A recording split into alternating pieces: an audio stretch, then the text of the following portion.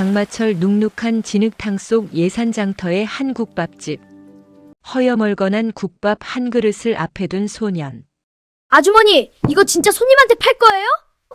이 집 개들 입만 대고 도망가게 돼요! 9살 소년이 숟가락을 탁 내려놓으며 코를 싸쥐고 국밥 그릇을 거칠게 밀쳐냅니다. 이때 비단 옷자락을 펄럭이며 들어오는 천간에 이런 똥물을 돈 받고 팔다니 장사 그만두고 내 집 설거지나 하러 오라니까? 가마솥 안으로 천재 소년의 국밥 비법이 더해지고 이게 뭐야? 맹물에 고기 몇 점 띄운 거 아니야? 와! 태어나서 이렇게 맛있는 국밥은 처음이야! 한밤중 나타난 검은 그림자. 정체 모를 하얀 가루는 무엇일까요? 아주머니, 당장 소뚜껑 여세요! 천재적인 입맛을 가진 한 소년의 조선 천하를 뒤흔든 국물 한 그릇의 기적. 지금 시작합니다. 안녕하세요. 오늘도 조선 야단버스를 찾아주셔서 감사합니다. 영상 시작 전에 구독과 좋아요를 눌러주시면 영상 제작에 큰 힘이 됩니다. 자, 그럼 오늘의 이야기 시작하겠습니다. 감사합니다. 충청남도 예산 한장터의 가장 구석진 자리, 썩은 가마니가 지붕을 대신하고 있는 점례의 국밥집은 비바람만 겨우 피하는 움막이나 다름없었습니다. 장마철의 끈적한 습기가 좁은 가게 안을 가득 채우고 솥에서는 고기 핏물조차 제대로 빼지 않은 지독한 비린내가 진동했습니다. 점례는 조급했습니다. 당장 몇 푼이라도 벌지 못하면 아이 입에 넣어줄 죽 한 그릇도 마련할 수 없다는 공포가 그녀의 손끝을 떨게 만들었습니다. 핏기가 가시지 않은 고기를 솥에 밀어넣고 무작정 불을 지폈지만 그곳에서 나오는 것은 구수한 육수가 아니라 누런 기름이 둥둥 뜬 비릿한 맹물뿐이었습니다. 점례는 연신 행주로 이마에 땀을 닦아냈지만 손에 쥔 행주조차 이미 썩은 물이 배어 있어 닦을수록 쾌쾌한 냄새만 얼굴에 번졌습니다. 가마솥 아래 장작은 젖어 있어 매운 연기만 뿜어댔고 점례의 눈은 그 연기에 절어 짓물러 있었습니다. 그녀가 솥뚜껑을 열 때마다 퍼지는 냄새는 장터의 활기를 단숨에 꺾어놓기에 충분했습니다. 오가는 장꾼들은 점례의 가게를 볼 때마다 쯔쯔. 저러니 망하지. 혀를 찾고 아이들은 코를 막고 뛰어갔습니다. 점례의 자존심은 이미 가루가 되어 진흙탕 바닥에 굴러다니고 있었으나 그녀는 멈출 수 없었습니다. 아니, 멈추는 법을 잊었습니다. 그저 습관처럼 불을 떼고 의미 없는 국물을 저으며 누군가 한 명이라도 자리에 앉아주길 기도할 뿐이었습니다. 하지만 기도는 현실의 비린내를 이기지 못했습니다. 솥 안에서 부글거리는 것은 음식이 아니라 점례의 골마 터진 속이었고 그 위로 뜬 거품은 그녀의 부서진 꿈들이 내뱉는 마지막 숨결 같았습니다. 그때 거친 웃음소리와 함께 점례의 가게로 육중한 그림자가 드리워졌습니다. 장터 목 좋은 자리를 꿰차고 앉아 새를 불린 천간의 국밥의 주인 천가였습니다. 그는 기름기가 번들거리는 낯짝에 구멍난 곳 없이 튼튼한 면포 저고리를 걸치고 허리춤에는 묵직한 엽전 꾸러미를 차고 나타났습니다. 천가에게 장사란 경쟁자를 짓밟아 재배를 불리는 전쟁이었고 망해가는 점례의 국밥집은 그가 가장 즐겨 찾는 구경거리였습니다. 천가는 가게 문턱을 밟지도 않은 채 밖에서 안을 훑어보았습니다. 그의 눈에는 점례의 절망이 돈 냄새보다 더 자극적으로 보였습니다. 천가는 솥 근처로 뚜벅뚜벅 다가가더니 솥 안에 누런 국물을 보고 가래침을 퇴뱉었습니다. 이복의 점례네. 오늘도 이 구정물을 사람 먹으라고 끓여놨나? 장터 개들도 이건 안 먹겠구먼. 천가는 일부러 목소리를 높여 주변의 장꾼들을 불러 모았습니다. 구경꾼들이 하나둘 모여들자 그의 조롱은 더욱 기세등등해졌습니다. 그는 거친 손으로 점례의 마른 어깨를 툭 밀치며 비아냥댔습니다. 장사는 아무나 하는 게 아니야. 자네처럼 재료 아까운 줄 모르는 손으로 솥을 저으니 고기가 아까울 지경이군.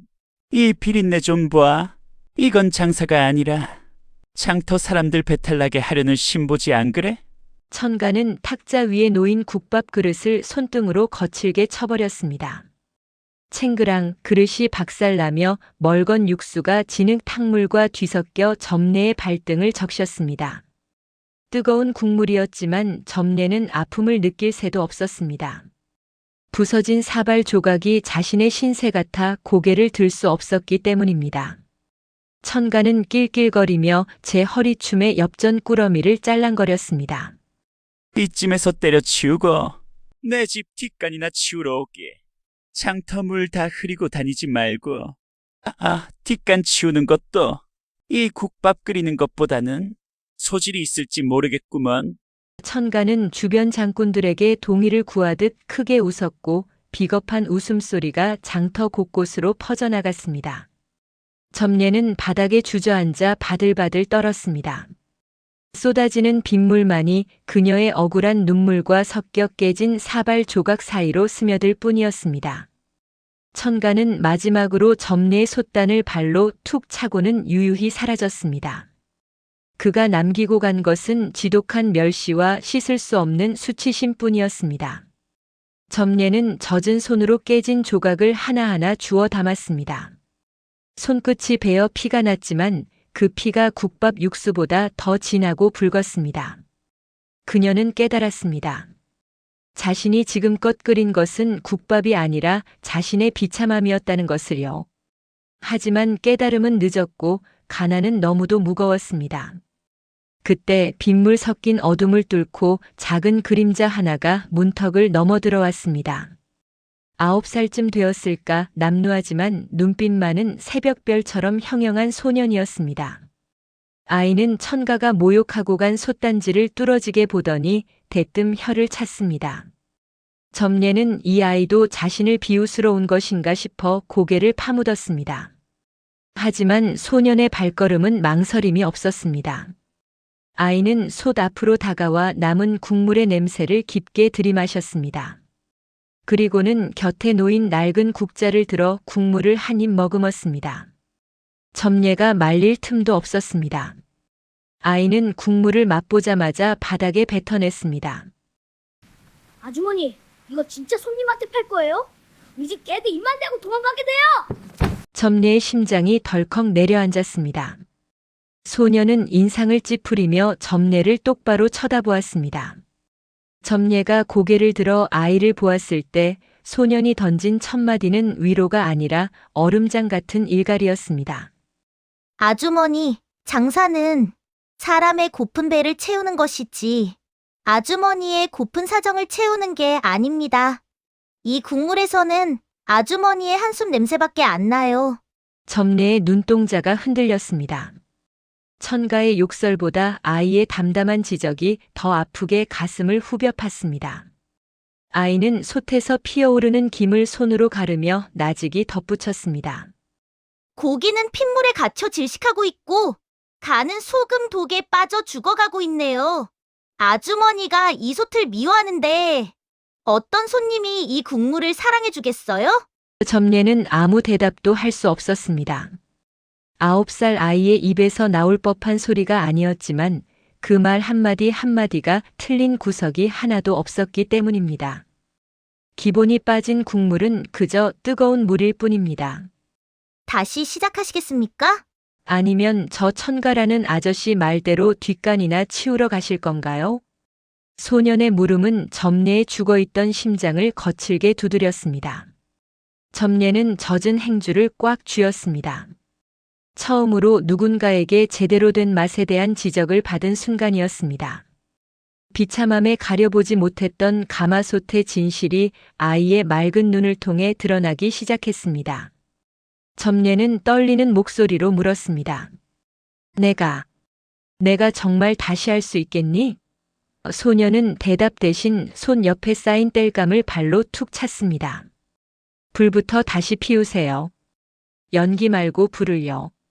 점례는 넋이 나간 사람처럼 멍하니 소년을 바라보았습니다. 방금 전까지 천가의 발길질에 짓밟혔던 자존심이 9살 아이의 서슬 퍼런 일갈에 다시 한번 난도질당한 기분이었지요. 하지만 이상하게도 분노보다는 부끄러움이 앞섰습니다. 소년의 눈빛은 비웃음이 아니라 마치 거울처럼 점례가 외면해온 부엌의 추악한 진실을 비추고 있었기 때문입니다. 소년은 대답을 기다리지 않고 소매를 걷어붙였습니다. 아이의 작은 손이 솥단지 근처를 훑더니 구석에 처박힌 낡은 대야를 거칠게 끌어당겼습니다. 아주머니, 고기를 물에 담가두지도 않고 그냥 집어넣으면 어떡해요? 비린내를 아주 광고하고 다니시는구먼. 소년의 손길은 군더더기가 없었습니다. 아이는 핏기가 시뻘겋게 맺힌 채 방치된 고깃덩이들을 찬물이 가득 담긴 대야에 쏟아부었습니다. 붉은 핏물이 물결을 일으키며 번져나갔고 소년은 그 광경을 무표정하게 지켜보았습니다. 점례가 당장 끓여야 손님 한 명이라도 더 받지. 라고 말끝을 흐리자 소년은 고개를 획 돌렸습니다. 그 급한 마음 때문에 국물을 다 망치는 거예요. 핏물이 그대로인데 끓여봤자 냄새만 나지 누가 먹겠어요? 저 물이 맑아질 때까지 아주머니는 솥이나 박박 닦으세요. 속이 비칠 정도로 닦아야 냄새가 안 배요. 점례는 홀린 듯 솥을 씻기 시작했습니다. 무쇠솥의 거친 표면을 모래와 집수 세미로 문지르자 오랫동안 눌러붙어 있던 시커먼 찌꺼기들이 벗겨져 나갔습니다. 소년은 그 사이 가게 뒤편 담장에 쌓인 사과 상자로 다가갔습니다. 예산의 거친 바람을 맞고 자라 모양은 찌그러지고 군데군데 멍이 든 사과들이었습니다. 천가는 이것을 쓰레기라 불렀지만 소년은 사과 하나를 집어들고 냄새를 맡더니 툭 던지듯 말했습니다. 우리 할머니가 그랬어요. 예산 사과는 껍질이 단단해서 고기 잡내 잡는 데는 최고라고요. 이거 깎지 말고 통째로 넣으세요. 사과 단물이 고기 기름기를 싹 잡아줄 거니까. 점례는 의구심이 들었지만 소년의 기세에 눌려 사과를 씻어 날랐습니다. 아이는 이번엔 찬장에서 뽀얀 빛깔의 새우젓 항아리를 꺼냈습니다. 점례가 아까워서 조금씩만 쓰던 육젓이었습니다. 소년은 새우젓 한 점을 입에 넣고 오물거리더니 짧게 평했습니다. 소금만 넣으니까 국물이 짜기만 하죠. 새우젓으로 간을 해야 국물이 시원하게 뚫려요. 아주머니, 소금 단지 치우고 이거 쓰세요.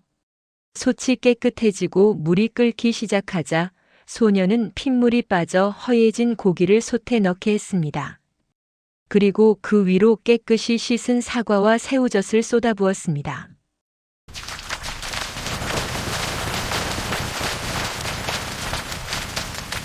점례의 상식으로는 도저히 이해되지 않는 조합이었습니다. 국밥에 사과를 넣는다는 것은 장터 어디에서도 본 적 없는 기행이었지요.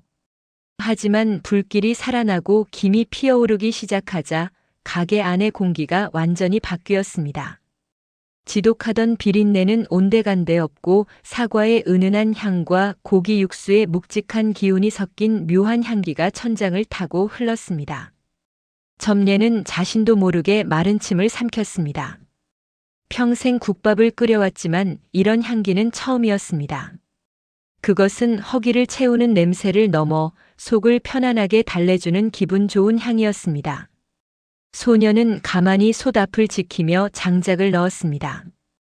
불 너무 세게 키우지 마세요. 고기가 천천히 익어야 맛이 배어나오는 법이니까요. 한참이 지났을까 소년이 국자를 들어 국물을 조금 떠서 점례에게 내밀었습니다. 점례는 떨리는 손으로 국자를 받아들었습니다. 국물은 이전처럼 탁하고 지저분하지 않았습니다. 맑고 투명하면서도 깊은 황금빛을 띠고 있었지요. 한 입 머금는 순간 점례는 멍하니 솥을 바라보았습니다. 첫 맛은 사과의 산미가 입맛을 돋우고 중간 맛은 고기의 진한 고소함이 혀를 감쌌으며 마지막은 새우젓의 시원함이 목을 타고 내려가며 뒤끝을 깔끔하게 정리했습니다. 완벽한 조화였습니다. 천가가 비웃던 구정물은 간데 없고 예산 장터 어디에서도 맛볼 수 없는 명품 육수가 완성된 것이었습니다. 점례는 국자를 든 채 목이 메었습니다. 이게 정말 내가 만든 국물이냐? 소녀는 소매로 콧물을 닦으며 무심하게 대답했습니다. 제가 만든 거 아니에요.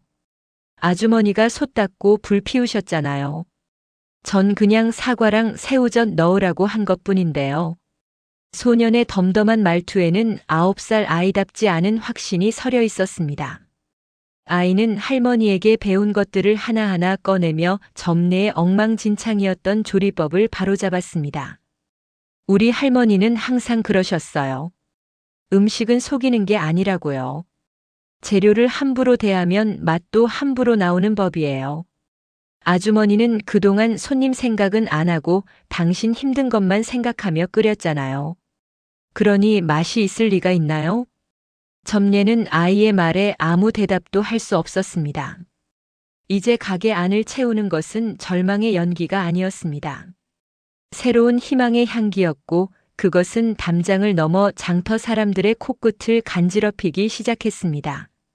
지나가던 장꾼들이 하나둘 가게 문 앞을 서성거렸습니다. 어이 점례네. 오늘 무슨 일이야? 냄새가 왜 이리 기가 막혀? 사람들의 물음에 점례는 처음으로 허리를 펴고 대답했습니다. 국밥 새로 끓였습니다.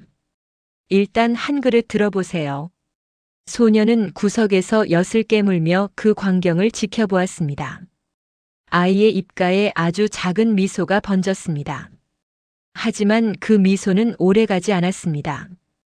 장터 건너편 자신의 손님들이 점례네 가게로 고개를 돌리는 것을 목격한 천가의 눈빛이 심상치 않게 번뜩이고 있었기 때문입니다. 예산 장터에 새로운 폭풍이 몰아치고 있었습니다. 그리고 그 폭풍의 중심에는 이름 모를 꼬마 스승과 다시 태어난 국밥 장인 점례가 서 있었습니다.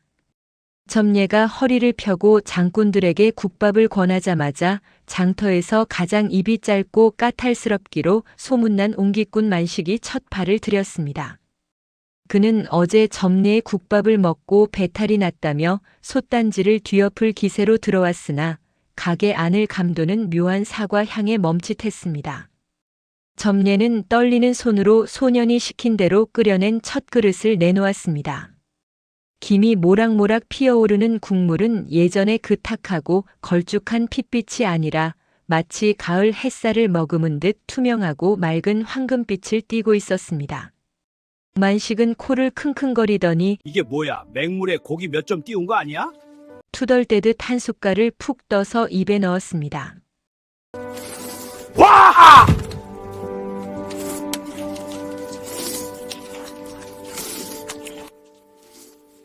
태어나서 이렇게 맛있는 국밥은 처음이야!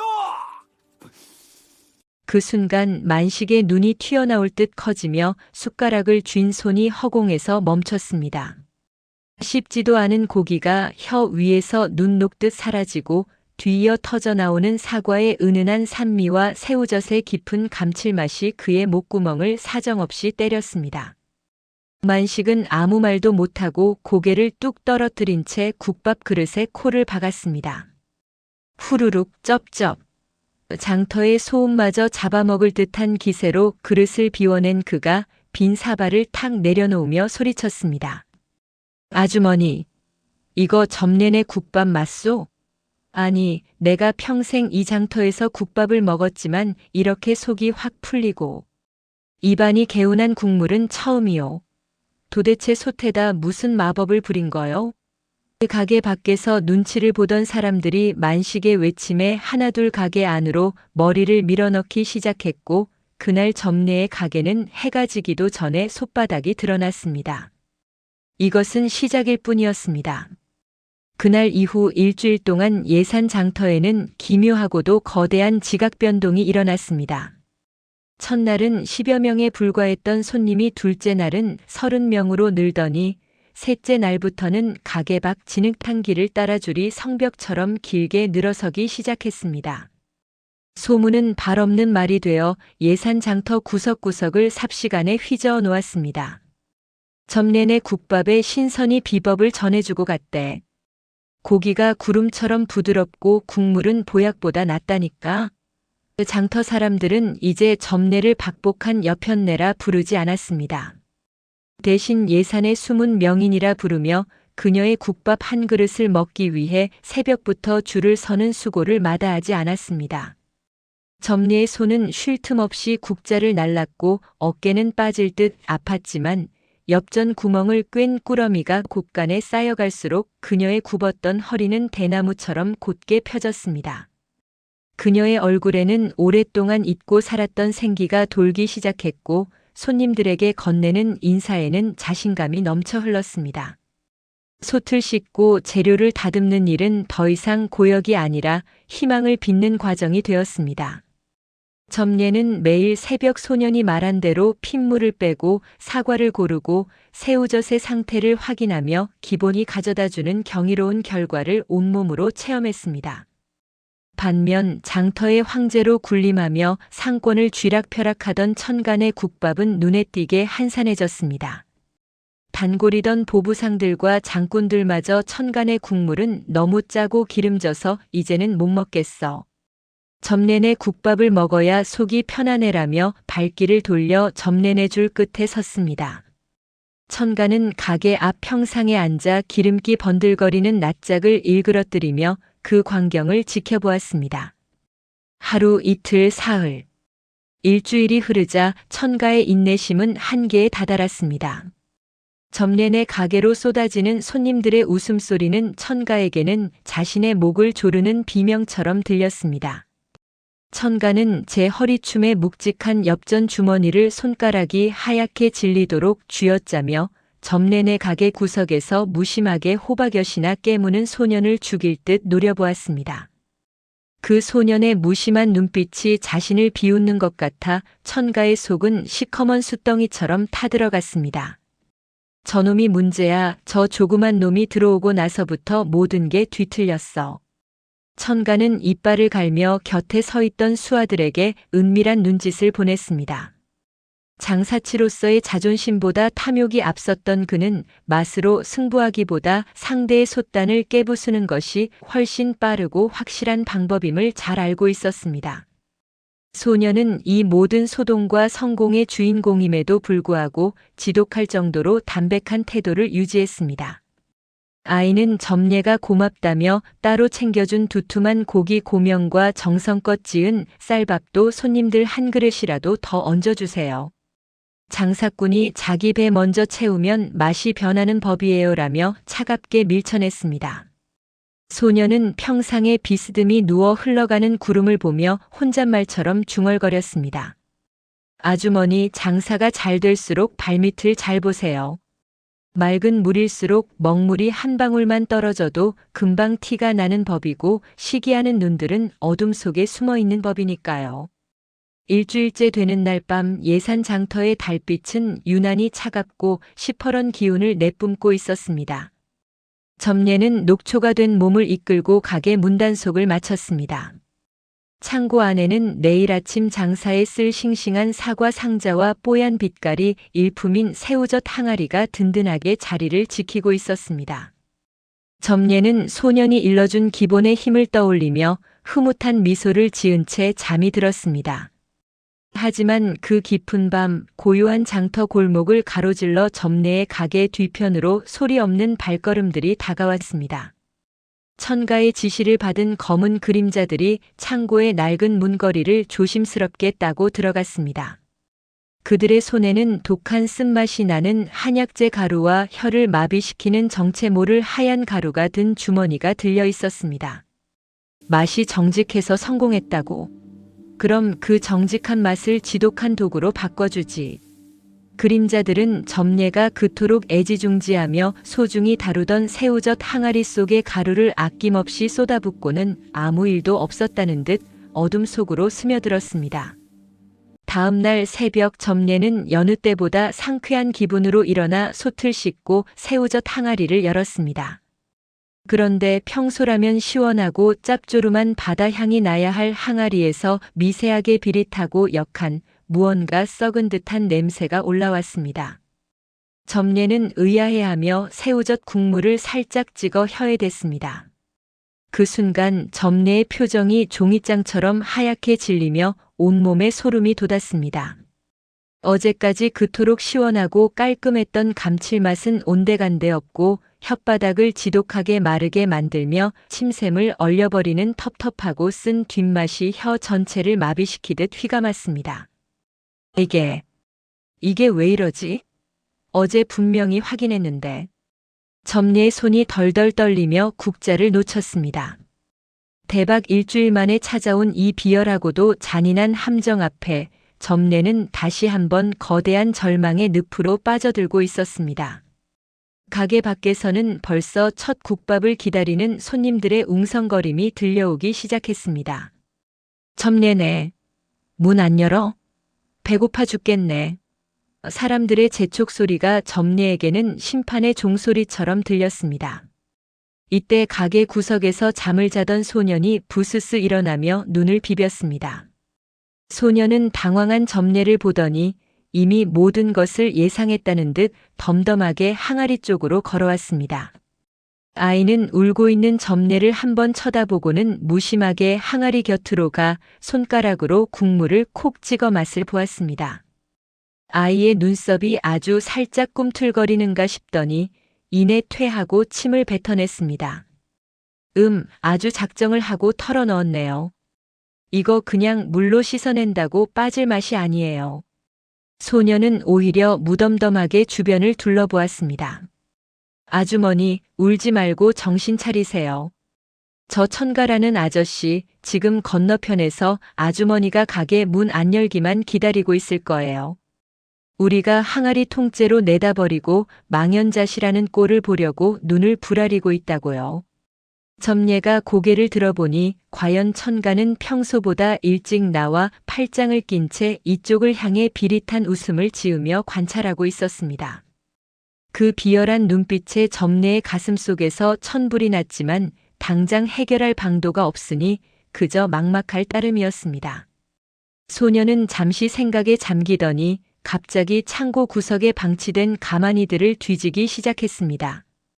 아이가 꺼내온 것은 장마철에 습기가 차서 내다 버리려던 칡뿌리와 산에서 캔 말린 약초 줄기들이었습니다. 아주머니, 우리 할머니가 그랬어요. 나쁜 쓴맛은 더 깊고 좋은 쓴맛으로 눌러버려야 한다고요. 설탕을 넣으면 맛이 비려지지만 아예 이 쓴맛을 원래 의도한 맛처럼 보이게 만들면 돼요. 맛은 속이는 게 아니라 다스리는 거예요. 소년의 말은 기상천외했으나 점례에게는 다른 선택지가 없었습니다. 아이는 칡뿌리와 약초들을 가마솥에 넣고 진하게 고아내기 시작했습니다. 시커멓고 걸쭉한 국물이 우러나오자 소년은 그것을 망가진 새우젓 항아리에 아낌없이 부었습니다.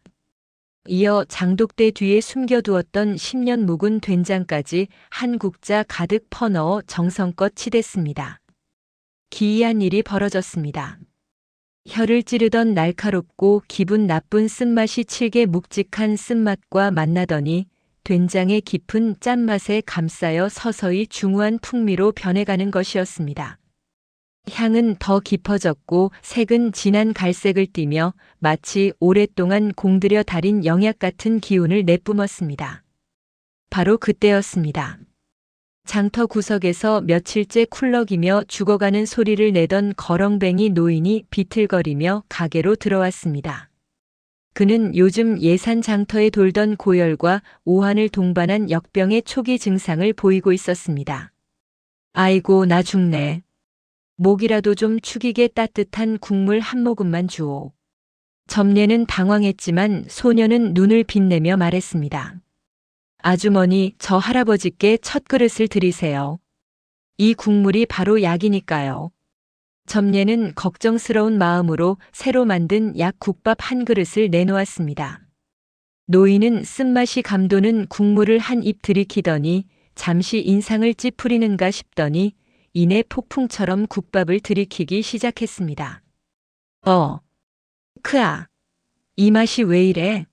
목구멍이 뻥 뚫리는 것 같네. 기적은 그 자리에서 일어났습니다. 국밥을 다 비운 노인의 얼굴에 돌던 검푸른 기운이 서서히 가시고 누렇게 떴던 눈에 생기가 돌기 시작했습니다. 노인은 아니, 몸이 왜 이렇게 가쁘네? 밤새 나를 괴롭히던 열이 싹 내려갔어. 라며 자리에서 벌떡 일어났습니다. 구경하던 장꾼들이 눈을 비비며 이 광경을 지켜보았습니다. 아니, 저 영감 역병 걸려서 내일 모레 하던 영감 아녀. 국밥 한 그릇에 일어났다고. 장터는 순식간에 아수라장이 되었습니다. 점내내 국밥이 역병을 고친대. 라는 소문이 번개처럼 퍼져나갔습니다. 천가는 건너편에서 이 광경을 보고 입을 벌린 채 얼어붙었습니다. 자신이 몰래 넣었던 그 독한 약재 가루가 소년이 넣은 칡과 된장과 만나면서 기막힌 치유의 명약이 되어버린 것이었습니다. 점례는 소매로 눈물을 닦고 힘차게 가게 문을 열었습니다. 오래 기다리셨습니다. 오늘 국밥은 예산 땅 어디에서도 못 보던 귀한 재료를 더해 준비했습니다. 이제 사람들은 단순한 맛 때문이 아니라 살기 위해서 점례네 가게로 몰려들었습니다. 오늘 국밥은 엽전다 돈을 줘도 전혀 아깝지가 않겠네. 라는 찬사가 곳곳에서 터져나왔습니다. 소녀는 평상에 앉아 엿을 우적우적 씹으며 넋이 나간 천가를 향해 아주 천천히 고개를 까닥였습니다. 그 무심한 눈빛은 천가의 심장에 칼을 꽂는 것보다 더 아팠습니다. 점례는 이제 더 이상 빚쟁이들에게 쫓기던 비루한 여인이 아니었습니다. 펄펄 끓는 가마솥 앞에서 국자를 든 그녀의 모습은 장터의 진정한 여주인이었습니다. 환호하는 장터 사람들의 함성 너머로 자신의 꾀에 스스로 넘어간 천가의 얼굴이 아침 햇살 아래 추악하게 이지러지고 있었습니다. 예산 장터의 밤은 낮보다 깊고 무거웠습니다. 점례내 국밥이 역병을 다스린다는 소문이 장터를 넘어 이웃 고을까지 번져나가자 사람들은 점례를 장터의 구원자라 칭송하기 시작했습니다. 하지만 모두가 환호할 때 어둠 속에서 홀로 피눈물을 삼키며 도끼를 품은 자가 있었으니 바로 한때 장터의 절대 강자로 군림했던 천간의 국밥의 주인 천가였습니다. 천가에게 점례의 성공은 단순한 패배가 아니라 자신의 존재 가치를 송두리째 부정당하는 치욕이었습니다. 텅 빈 자신의 가게 앞마당에 서서 점례내로 향하는 보부상들의 행렬을 지켜보던 천가의 눈은 이미 광기에 젖어 이글거리고 있었습니다. 그는 자신의 수하들을 불러 모아놓고 낮게 은조렸습니다. 장사는 기술로 하는 것이 아니라 기세로 하는 법이다. 전연의 기세를 꺾지 못하면 예산 땅에서 천가라는 이름은 영영 사라지고 말 것이야. 천가는 점례의 국밥 맛이 어디서 나오는지 이미 간파하고 있었습니다. 그것은 점례가 시집올 때부터 애지중지 지켜온 겹겹이 쌓인 세월의 맛이 농축된 시육수 가마솥이었습니다. 그 시육수만 오염시킬 수 있다면 아무리 천재적인 꼬마가 옆에 붙어 있다 한들 점례는 다시는 그 맛을 복구하지 못할 것이 분명했습니다. 천가는 남몰래 장터 뒷골목에 부정한 자들을 시켜 고약한 냄새가 나고 맛을 단번에 상하게 만드는 부패한 오물을 준비시켰습니다. 운명의 그날 밤 예산 장터 위로 눅눅한 밤안개가 소리 없이 내려앉았습니다. 점례는 몰려드는 역병 환자들과 장꾼들을 먹이느라 지친 몸을 이끌고 뒷방으로 들어갔습니다. 마을 전체가 깊은 잠에 빠진 인시, 검은 옷으로 몸을 감싼 천가가 담벼락을 넘어 점례내 부엌으로 잠입했습니다. 그의 손에는 보자기에 쌓인 커다란 항아리가 들려 있었습니다. 그 안에는 한 방울만 섞여도 가마솥 전체를 썩게 만들 지독한 오물이 담겨 있었습니다. 내일 아침이면 장터 사람들은 구수함이 아니라 썩은 내를 맞게 되겠지. 점례년 내 운명도 이 오물과 함께 바닥을 기게 될 것이다. 천가는 비열한 침을 삼키며 마당 한가운데 놓인 거대한 시육수 가마솥으로 다가갔습니다. 육중한 무쇠 솥뚜껑에 손을 얹고 힘을 주려던 찰나였습니다. 정적을 깨는 맑고 무심한 목소리가 그의 귓전을 때렸습니다. 아저씨, 밤이 깊었는데 남의 집 부엌에서 땀을 그렇게 흘리시면 어떡해요? 그 항아리 혼자 들기엔 꽤 무거워 보이는데요. 천가는 소스라치게 놀라 항아리를 떨어뜨릴 뻔하며 뒤를 돌아보았습니다. 평상 위에 웅크리고 자는 줄만 알았던 소년이 어느새 가마솥 뒤편 그림자 속에서 걸어 나오고 있었습니다. 아이는 입에 엿을 하나 물고 우적우적 씹으며 천가를 빤히 쳐다보고 있었습니다. 이놈이 잠자코 잠이나 잘 것이지 왜 나와 있어? 천가는 당황하여 목소리를 죽이고 위협했지만 소년은 오히려 한 걸음 더 다가오며 천연덕스럽게 대꾸했습니다. 제가 그랬잖아요. 전 맛없는 건 절대 못 참는다고요. 그런데 아저씨가 지금 들고 있는 그건 맛을 없애는 걸 넘어 아예 사람을 잡으려는 물건 같네요. 우리 할머니가 그랬어요. 신보가 고약하면 손끝에서 독이 나온다고요. 아저씨 손을 보니 딱 그 짝이네요. 천가는 눈이 뒤집혔습니다. 이 어린 놈의 새끼가 감히 누구 앞이라고 혀를 놀려. 비켜라, 비키지 않으면 내 놈 목부터 비틀어 버릴 테니. 천가가 항아리를 내려놓고 소년에게 달려들려던 찰나 소년이 손가락을 튕기며 작게 외쳤습니다. 지금이에요. 그 소리와 동시에 점례네 마당을 둘러싼 담벼락 위로 수십 개의 횃불이 일제히 불꽃을 피워 올렸습니다. 이놈 천가야. 감히 국법을 어기고 남의 재산을 탐하며 백성의 먹거리에 해를 끼치려 하느냐. 사또의 추상 같은 호통 소리와 함께 매복해 있던 포졸들이 사방에서 튀어나와 천가를 에워쌌습니다. 천가는 횃불의 밝은 빛 아래서 자신이 들고 있던 오물 항아리가 적나라하게 드러나자 사시나무 떨듯 몸을 떨며 바닥에 엎드렸습니다. 소년은 이 모든 일을 이미 예상하고 있었습니다. 낮에 천가가 수하들과 은밀히 접촉하는 것을 보고 사또에게 직접 찾아가 장터의 평화를 깨뜨리고 역병치유를 방해하려는 도적이 침입할 것이라며 매복을 제안했던 것이었습니다. 천가는 제 꾀에 제가 빠진 꼴이 되어 항변 한마디 못한 채 포졸들에게 결박당했습니다. 천가가 옥으로 끌려가며 내지른 비명은 장터의 정적을 찢어놓았습니다. 하지만 소년은 평상에 걸터앉아 끌려가는 천가의 뒷모습을 보며 평소와 달리 깊은 생각에 잠긴 듯 했습니다. 점례가 놀라 달려나와 소년의 손을 잡았습니다. 얘야, 무사하냐? 정말 큰일 날 뻔했다. 이 은혜를 어찌 갚아야 할지. 점례의 목소리는 떨리고 있었습니다. 아주머니, 은혜 따질 때가 아니에요. 저 아저씨가 이렇게까지 발악했다는 건 이제 이 장터의 소문이 걷잡을 수 없이 커졌다는 뜻이거든요. 소년은 엿을 씹으며 어두운 밤하늘 넘어 한양 쪽을 바라보았습니다. 내일이면 이 장터의 포졸들보다 훨씬 더 무서운 사람들이 들이닥칠지도 몰라요. 저 아저씨가 남긴 마지막 말. 내 놈 정체가 뭐냐는 말, 그게 자꾸 마음에 걸리네요. 점례는 소년의 말뜻을 이해하지 못해 눈을 깜빡였습니다. 시육수를 지켜냈다는 안도감도 잠시, 소년의 눈빛은 이전보다 훨씬 무거워져 있었습니다.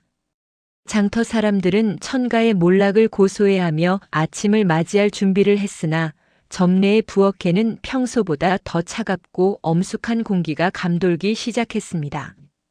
그때였습니다. 아직 동이 트기도 전인 이른 새벽, 장터 입구에서 평소 들어본 적 없는 장엄한 나팔 소리가 길게 울려 퍼졌습니다. 포졸들의 발걸음과는 비교도 할 수 없을 만큼 질서정연하고 묵직한 말발굽 소리가 점례네 국밥집을 향해 다가오고 있었습니다. 잠을 설친 장꾼들이 하나둘 문을 열고 밖을 내다보았고 점례 또한 가슴을 졸이며 가게 앞으로 나갔습니다. 해치고 나타난 것은 검은 관복을 입은 사신과 화려한 비단으로 치장된 가마 그리고 그 뒤를 따르는 수많은 관군들이었습니다. 전령은 말에서 내리자마자 두루마리를 펼치며 점례네 마당 한가운데 섰습니다. 예산 고을 국밥 명인 점례는 들으라. 주상 전하께서 백성을 살린 국밥의 비방을 친히 치하하고자 하시니 즉시 입골채비를 하라는 명이시다.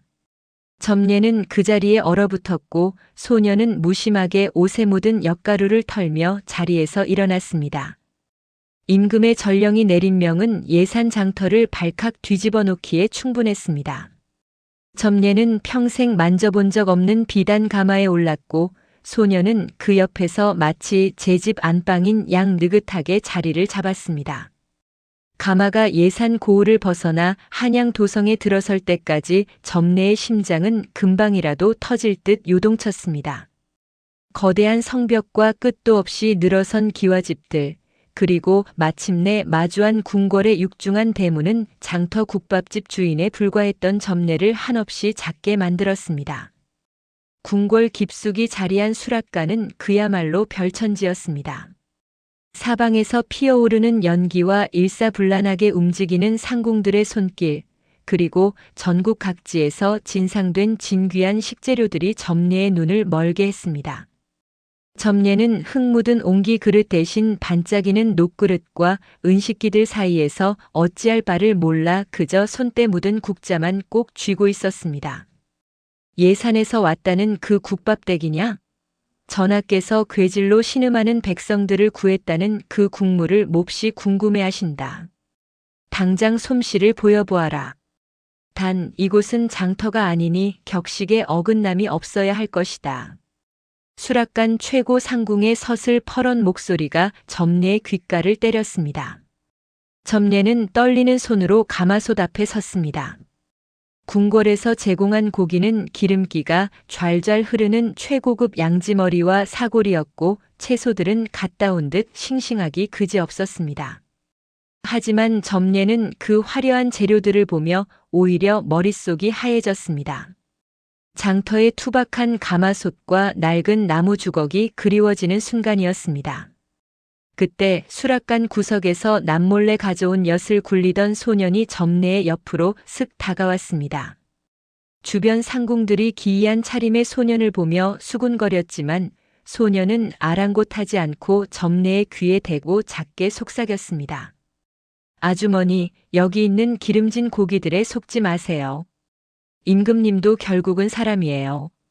지금 도성 안에 역병이 돌아 나라 전체가 흉흉한데 임금님이라고 마음이 편하시겠어요? 기름진 맛은 입을 즐겁게 하지만 마음을 다스리는 건 우리가 예산 장터에서 끓였던 그 쌉쌀하고 깊은 맛이에요. 점례는 소년의 말에 정신이 번쩍 들었습니다.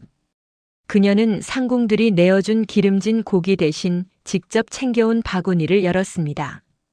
그 안에는 예산 장터의 바람을 맞으며 말린 칡뿌리와 산초 그리고 천가가 망가뜨리려 했던 바로 그 약재향이 밴 새우젓이 들어 있었습니다. 주변 상궁들은 코를 찌르는 약초 향에 미간을 찌푸리며 비웃었습니다. 무슨 국밥에 저런 냄새 나는 것들을 넣느냐? 전하의 옥체에 해라도 가면 어찌하려고. 점례는 비웃음에 흔들리지 않았습니다. 소년의 눈빛을 거울 삼아 묵직한 시육수를 끓여냈습니다. 최고급 고기에서 나오는 기름을 정성껏 걷어내고 칡뿌리의 묵직한 쓴맛과 새우젓의 날카로운 감칠맛을 조화롭게 섞었습니다. 수락관 내부에는 점차 고소하면서도 정신이 맑아지는 묘한 향기가 가득 차기 시작했습니다. 상궁들의 비웃음은 경악으로 변했고 최고 상궁조차 점례가 부리는 기이한 불 조절에 넋을 잃고 바라보았습니다. 마침내 완성된 국밥이 임금의 처소인 강령전으로 향했습니다. 점례와 소녀는 전하의 부름을 기다리며 수락관 마당에 엎드려 있었습니다. 시간이 얼마나 흘렀을까요? 강령전 쪽에서 내관이 황급히 달려오더니 점례를 향해 소리쳤습니다. 전하께서 이 국밥을 드시고 크게 감탄하셨다. 당장 예산의 국밥댁과 그 일행을 안으로 들라 하신다. 점례는 바들바들 떨며 임금의 앞에 엎드렸습니다. 머리 위로 위엄 있는 목소리가 울려 퍼졌습니다. 고개를 들라. 이 국물을 끓인 자가 정녕 너란 말이냐? 점례가 조심스레 고개를 들자 인자하면서도 날카로운 눈빛을 지닌 임금님이 그릇을 깨끗이 비운 채 그녀를 내려다보고 있었습니다.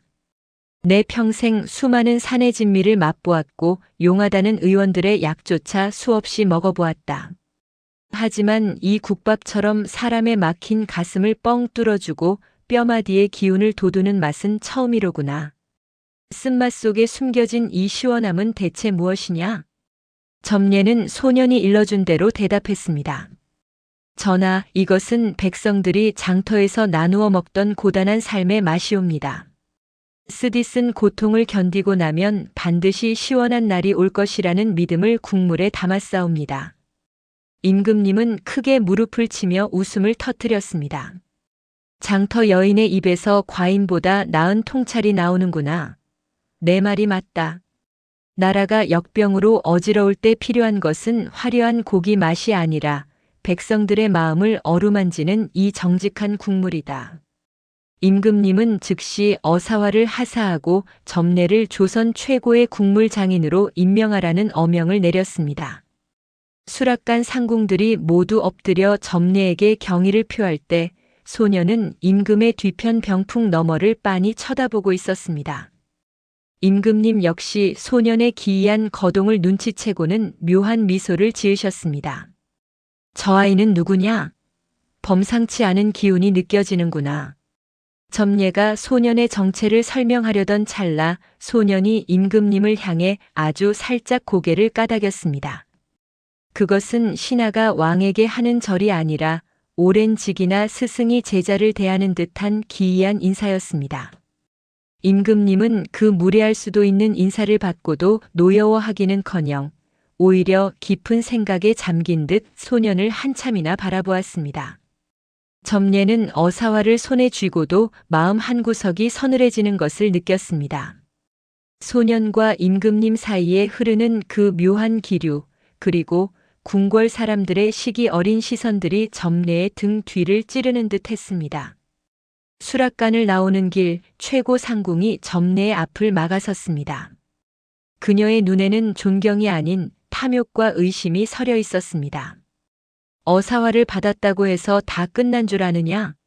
궁궐의 비방을 넘어서는 맛을 냈으니 이제 그 비법을 내어놓아야 할 것이다. 그렇지 않으면 너와 저 아이는 이 궁궐 문을 무사히 나가지 못할 게다. 점례가 당황하여 소년을 바라보자 소년은 여느 때처럼 입안에 엿을 깨물며 상궁을 쏘아보았습니다. 비방요? 그건 종이에 적어준다고 알 수 있는 게 아닌데. 아주머니 가요. 이제 우리가 여기 있을 이유는 다 끝났으니까요. 소년의 말은 차가웠고 점례는 소년의 손을 잡은 채 어두워진 궁궐의 회랑을 빠르게 걸어나갔습니다. 뒤편에서 느껴지는 수많은 발소리와 속삭임들이 밤 공기를 타고 점례의 발목을 붙잡으려 하고 있었습니다. 한양의 밤하늘 위로 둥근 달이 떠올랐습니다.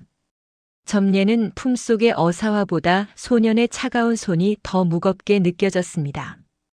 궁궐의 화려함 속에 감춰진 칼날들이 점례와 소년의 퇴로를 노리고 있었고 소년의 정체에 대한 의문은 이제 점례의 마음속에서 걷잡을 수 없이 커져만 갔습니다. 점례는 예산 장터의 낡은 평상이 그 어느 때보다 사무치게 그리워졌습니다. 궁궐의 어둠은 장터의 그것보다 훨씬 깊고 음산했습니다. 점례와 소년이 수락관을 빠져나와 숙소로 향하는 복도마다 시기 섞인 상궁들의 시선과 탐욕에 눈먼 권세가들의 속삭임이 뱀처럼 따라붙었습니다. 점례는 품속에 감춘 어사화보다 소년의 작은 손에서 느껴지는 온기에 의지하며 발걸음을 재촉했습니다. 소년은 여느 때와 다름없이 무심한 표정이었으나 그 눈동자만큼은 밤하늘의 북극성처럼 차갑고도 명징하게 빛나고 있었습니다. 아주머니, 발소리가 너무 많아요. 비방을 탐내는 자들이 문 밖에서 침을 흘리고 있거든요. 이제 아주머니는 조선 최고의 장인이 되었지만 그 이름표가 아주머니의 목을 조르는 밧줄이 될 수도 있어요. 소년의 말은 비수처럼 점례의 가슴을 찔렀습니다. 점례는 걸음을 멈추고 소년을 내려다보았습니다. 얘야, 그럼 나는 어찌해야 하느냐? 임금님의 은혜를 입었으니 이곳에서 평생 수락관을 지켜야 하는 것이냐? 나는 나는 그저 예산 장터의 그 투박한 솥단지가 그립구나. 소녀는 대답 대신 묘한 미소를 지으며 점례의 손을 꼭 쥐었습니다. 그때였습니다.